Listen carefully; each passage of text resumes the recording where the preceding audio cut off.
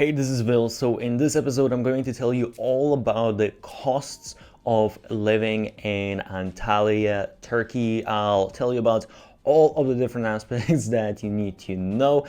By the way, if you are interested in digital nomad lifestyle or online business, digital marketing, I do have some very useful content of some freebies. So check out all of the links in the description, and also make sure to check out my Instagram account. I have some very quick and actionable productivity hacks, marketing hacks, so on and so forth. Now let's get into it. So first, let's start from food. So when it comes to local food, it's a little bit interesting, honestly, what I noticed here in Antalya, because you do have the sort of more touristy areas, basically the old town area and the area by the beach.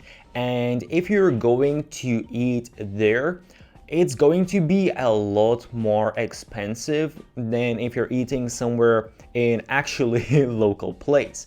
So if you, let's say, want to have on average, let's say just average meal, average dish, it's going to be, I would say, somewhere around maybe five maybe to $6.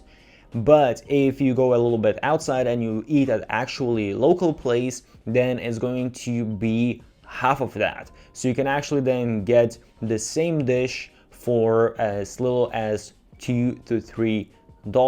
Now, if you want foreign dishes, so I think it does really depend what kind of food you want exactly, because let's say when it comes to pizzas or something like that, because they do, Turkish people, they do a lot of their own baked goods. I'm assuming at least that because of that, for example, pizzas seem to be costing pretty much the same as local food, and other types of foods, again, depends what exactly you're looking at, but in general, I would say that foreign food is not really that much more expensive. It's going to be a little bit more expensive, but not that crazy more expensive. If you want to go for, let's say, more fancy option, you want to perhaps have, let's say, really nice view. So by the way, if you go by the beach area, you have a lot of cafes there, and you can just, get some food with really nice view, really nice sort of atmosphere.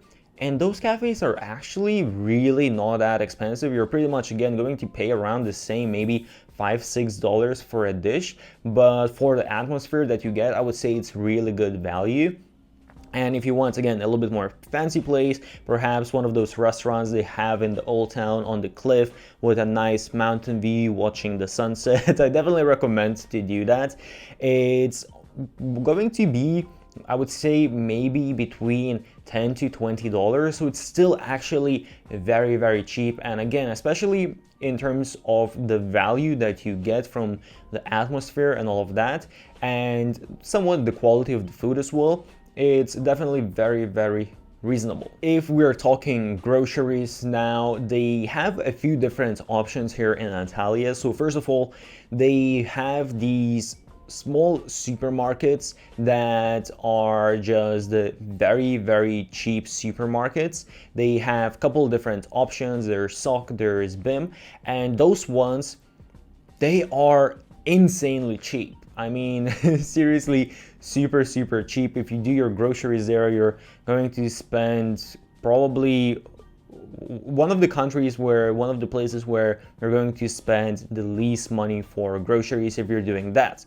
However, they are somewhat limited, obviously, to the products that you can find there. And I'm not too sure about the quality per se as well. So they do have other options of some, let's say, more premium supermarkets or more normal supermarkets. And in those supermarkets, again, honestly, when I look, depends again which country you compare it to, but in general, I would say you get quite a few options, and I would say that it is also pretty cheap, especially if you want different options. In some countries, it's a little bit hard to find them. If you, let's say, like Western food and you are in, let's say, Southeast Asia, it's going to be quite expensive. In Turkey, that's definitely not going to be the case. Now, if you like working from coffee shops like me, then a cup of coffee, just to give you a little bit of understanding, is, I would say, around $2. When it comes to accommodation, Turkey, I would say, in comparison how much everything else costs, how much food costs, how much general goods cost, accommodation isn't honestly my favorite part. I would say, yes, you can find some very cheap accommodation options, but those accommodations usually they're not going to be a new building, a completely new apartment.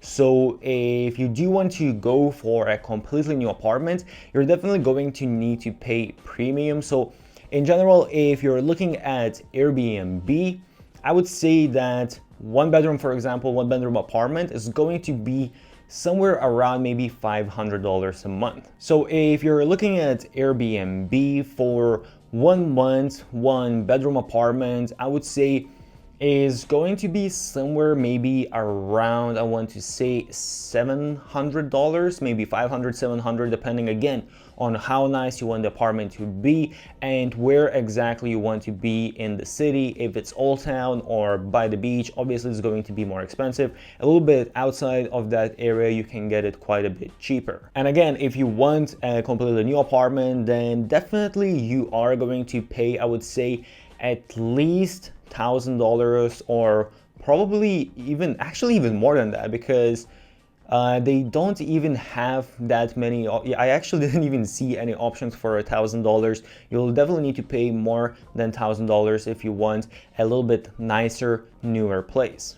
If you are booking outside of Airbnb, then definitely you can get quite a bit of a discount. I would say probably around maybe 30-40% in discount.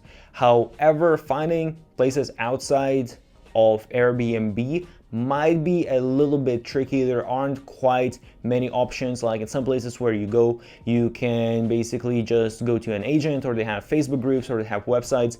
In Turkey, it seems a little bit more, or not in Turkey, but sorry, in Antalya specifically, it does seem a little bit more tricky. It is easier to do that in Istanbul. Now, public transportation is very cheap in Turkey. You could just get a card, and that card, I think it costs, one ride costs around maybe 50 cents, maybe a little bit less than that, and that gives you, I believe, hour and a half of public transportation.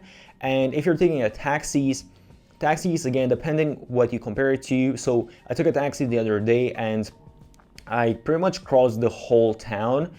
I think it was in a taxi for maybe, I want to say plus minus, let's say 25 minutes. And that cost me less than $10. Going out, I would say, is definitely not the cheapest. So it depends what you consider going out, obviously. If let's say you just want to go to cinema, it's only going to cost you maybe around $3 for a ticket, so it's pretty cheap. But if you want to drink alcohol, because it is a Muslim country, alcohol isn't really very cheap. It's quite expensive, I would say. So if you go to, let's say, a pub and you want to get a pint of beer, it's going to be maybe around $3. A cocktail might be $6-7. It really depends what kind of place you go to, but in general, I would say that alcohol is definitely on more expensive side. When it comes to phone service, you can get a SIM when you first arrive, and that is going to be a little bit more expensive because you're paying for SIM, you're paying that first initial fee. So I believe it was around, I want to say $20 when I got my SIM card. But then if you want to top it up, and by the way, with the SIM card you get, I believe, 10 or 20 gigs with that SIM card. But when you want to top it up, it becomes quite a bit cheaper. So then I believe 10 gigs is around $6. And of course, depends which network you're using. I use Turkcell, and I believe that is the best one that everyone recommends. So here, a little bit additional tip for you. When it comes to working out, when it comes to gyms I would say are very cheap in Antalya. So on average, what I saw, a gym for a month is around $30. But honestly, for the quality that you get, the gym that I joined, I only joined for 2 weeks and they couldn't give me membership for 2 weeks, so I had to buy a monthly. But honestly, I was very happy to pay for the whole month because it was, again, I believe it was only $30, and it was one of the best gyms I've been to. It had so many facilities and all of that. Now, when it comes to medical stuff, honestly, I'm not sure about the prices exactly because I haven't done it, but from what I heard, it is not that expensive and the quality is pretty good as well. So I hope you found this useful. If you do have any questions, do leave them in the comments. I'll try to answer as much as I can. As I said, I do have some very useful freebies if you're interested in online business, digital marketing, or digital nomad lifestyle. So check out all of the links in the description. Also, make sure to check out my Instagram account. If you found this useful, make sure to smash the thumbs up button, subscribe to the channel, put on those notifications. Stay awesome, and I'll see you soon.